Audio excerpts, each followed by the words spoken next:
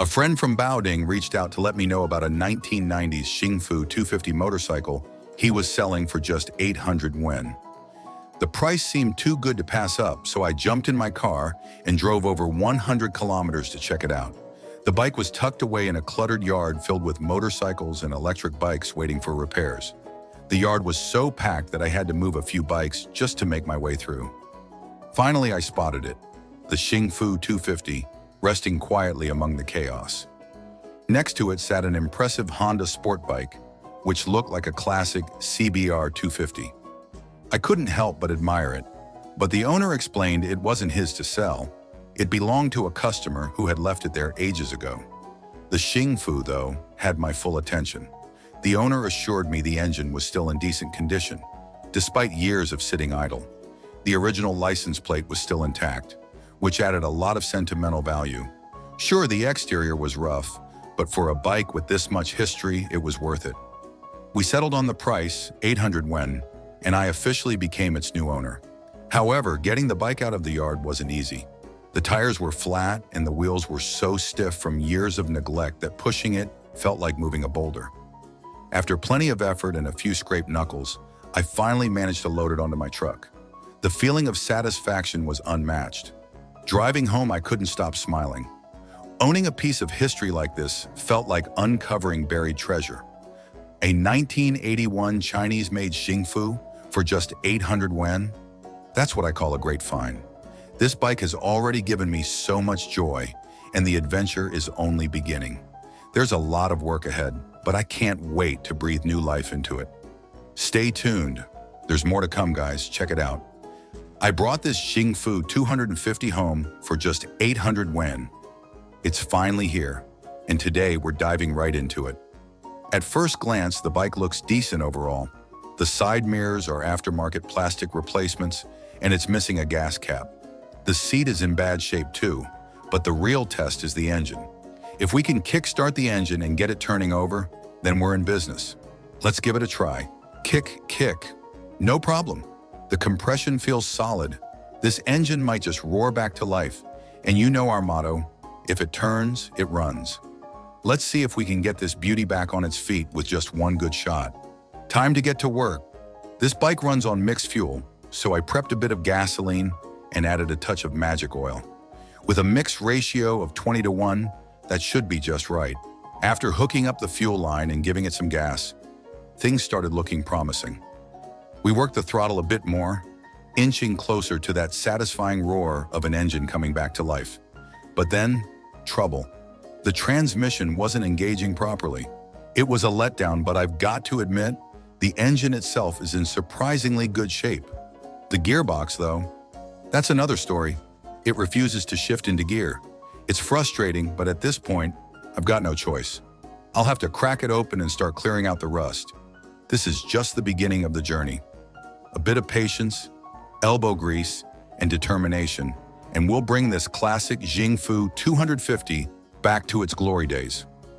Let's make it happen. I've finally brought home this vintage Chinese motorcycle, a Xingfu 250, for just 800 yuan. It felt like a steal for something with this much history. After getting it back, I couldn't wait to see if the engine would start. With a few easy adjustments, the engine came to life, humming like it hadn't been left to rust for years. But the joy was short-lived. When I tried to shift gears, nothing happened. The transmission refused to engage. After thinking it over, I decided there was only one thing to do: take the entire bike apart, piece by piece, and restore it from the ground up. Despite the issue with the transmission, the bike's overall condition impressed me. The panels and frame didn't have any major damage, and the parts were still intact.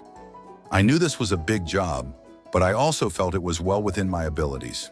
You might wonder why I would bother with something like this. While my friends are out traveling, enjoying great food, or even chasing after their next thrill, my passion lies in restoring old bikes. It's not just about fixing the mechanics, it's about breathing life back into something that carries history and stories. People often tell me I'm crazy for doing this, but hey, life is more fun with a little madness. Once I began dismantling the bike, I quickly realized I had underestimated the scale of the project. The transmission was in worse shape than I thought, completely seized up, with several parts heavily worn or even broken. Still, there was no turning back. I rolled up my sleeves and got to work, determined to fix or replace every single component. It took me an entire day to disassemble the bike fully. Every part had to be cleaned, restored, or evaluated to see if it was salvageable. The engine, thankfully, showed promise. Its compression was strong, and it still had life in it. However, the transmission remained a headache. To pinpoint the issue, I had to dig deeper, taking apart every piece of the gear mechanism. Luck was on my side when I discovered the cylinder was in relatively good condition, with only minor wear and tear. The piston and rings were a different story. They were too far gone to reuse. Finding replacements wouldn't be easy, but I wasn't going to give up. After hours of searching and calling in favors, I managed to locate one critical part: the spring in the gear shifting mechanism. The original spring was broken, making shifting impossible. This part was extremely rare, and the seller initially didn't want to part with it. After plenty of convincing and a little help from mutual connections, I finally got my hands on it. It felt like a huge win in an otherwise uphill battle. Restoring old bikes isn't just about skill, it's also about persistence. Some parts can be fixed, but others need to be replaced, which often means scouring markets and talking to the right people. Every piece has a story, and finding them can be as much of an adventure as the restoration itself. Once I had all the necessary parts, I got back to work. Cleaning, polishing, and carefully reassembling the transmission and engine took hours, but seeing everything come together was incredibly satisfying. Finally, the moment of truth arrived. It was time to start the bike again. I connected the throttle, added fresh fuel, and gave it a few solid kicks. Nothing happened at first. I adjusted the fuel, tried again, and then, success. The engine roared to life, filling the garage with the sound of victory. That moment made every drop of sweat worth it.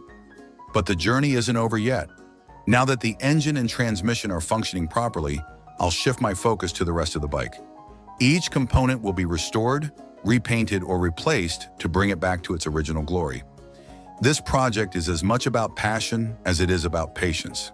The journey of bringing this Xingfu 250 back to life has only just begun. For now, I'll call it a day, but tomorrow the story continues. Stay tuned for the next chapter in this incredible restoration. I recently came across a 1981 Xingfu 250 motorcycle being sold for just 800 yen. And as a lover of vintage bikes, I couldn't resist.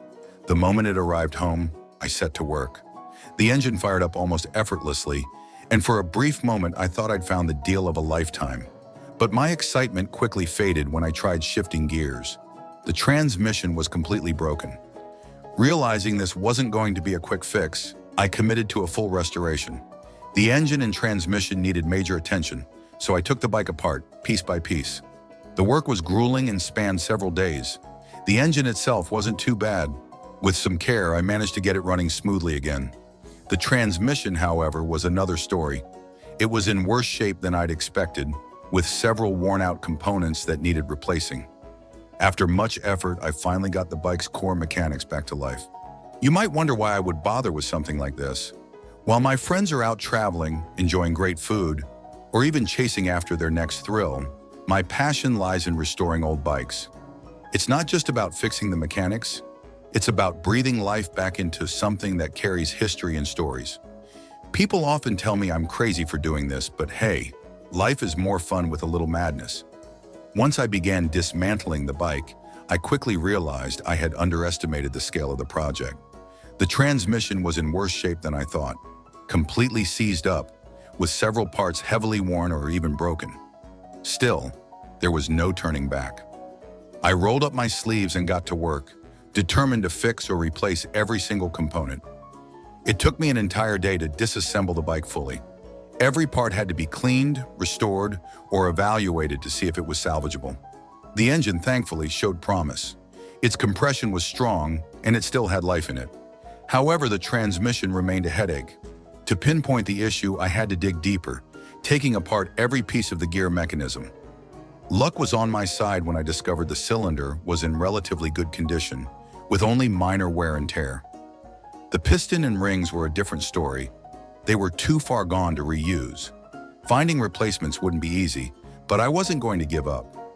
After hours of searching and calling in favors, I managed to locate one critical part: the spring in the gear shifting mechanism. The original spring was broken, making shifting impossible. This part was extremely rare, and the seller initially didn't want to part with it. After plenty of convincing and a little help from mutual connections, I finally got my hands on it. It felt like a huge win in an otherwise uphill battle. Restoring old bikes isn't just about skill, it's also about persistence. Some parts can be fixed, but others need to be replaced, which often means scouring markets and talking to the right people. Every piece has a story, and finding them can be as much of an adventure as the restoration itself. Once I had all the necessary parts, I got back to work. Cleaning, polishing, and carefully reassembling the transmission and engine took hours, but seeing everything come together was incredibly satisfying. Finally, the moment of truth arrived. It was time to start the bike again. I connected the throttle, added fresh fuel, and gave it a few solid kicks. Nothing happened at first. I adjusted the fuel, tried again, and then, success. The engine roared to life, filling the garage with the sound of victory. That moment made every drop of sweat worth it. But the journey isn't over yet. Now that the engine and transmission are functioning properly, I'll shift my focus to the rest of the bike. Each component will be restored, repainted, or replaced to bring it back to its original glory. This project is as much about passion as it is about patience. The journey of bringing this Xingfu 250 back to life has only just begun. For now, I'll call it a day. But tomorrow the story continues. Stay tuned for the next chapter in this incredible restoration. I recently came across a 1981 Xingfu 250 motorcycle being sold for just 800 yen. And as a lover of vintage bikes, I couldn't resist. The moment it arrived home, I set to work. The engine fired up almost effortlessly, and for a brief moment I thought I'd found the deal of a lifetime. But my excitement quickly faded when I tried shifting gears. The transmission was completely broken. Realizing this wasn't going to be a quick fix, I committed to a full restoration. The engine and transmission needed major attention, so I took the bike apart, piece by piece. The work was grueling and spanned several days. The engine itself wasn't too bad. With some care, I managed to get it running smoothly again. The transmission, however, was another story. It was in worse shape than I'd expected, with several worn-out components that needed replacing. After much effort, I finally got the bike's core mechanics back to life.